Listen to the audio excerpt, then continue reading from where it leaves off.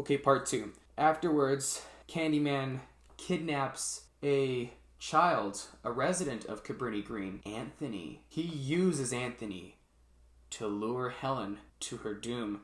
2 famous lines he says: "Surrender to me now, and he shall be unharmed. Come with me and become immortal." He really did use Anthony to lure Helen to his grasp and have her own story, her own legend to be told, become another folklore legend herself. And that part I got a little confused with.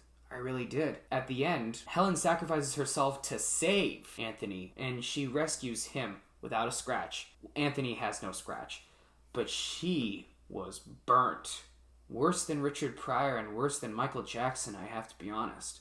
And after she dies from the burns, her husband, filled with regret, he says Helen's name 5 times in the mirror, summons her. She is now her own legend, and she kills Trevor. This is actually one of my favorite movies, but I didn't quite understand the ending though. But what I love most of this film, overall what I love about this movie, is the writing. It has a mystery that pulls you in. You actually learn who Candyman is, except his name. You don't learn his name until, like I said in my previous video, until the second movie comes out. Well, it already came out, but you know what I mean, guys. You know what I mean. Anyways, you are dragged along the mystery of Candyman. You actually want to take notes down and write down what you've watched, which I actually did.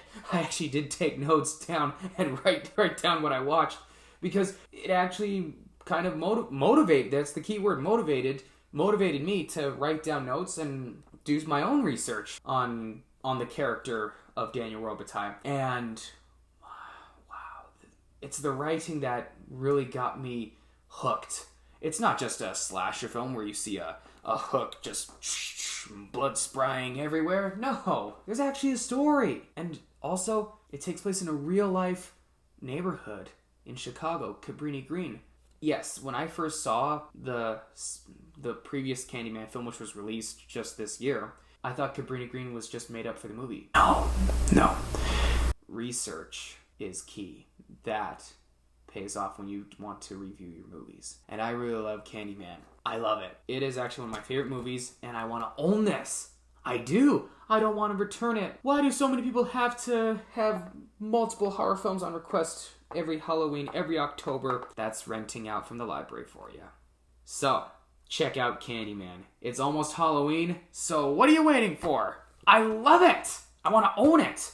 I don't even have to tell you how many film cameras I will rate to this film. If I say I want to buy this film and I want to own this film, that is enough to say how much I love Candyman. I don't know about the sequels. I haven't seen those except for the 4th movie that came out. I do like the 4th one, and I actually want to revisit that one and do a review for that too.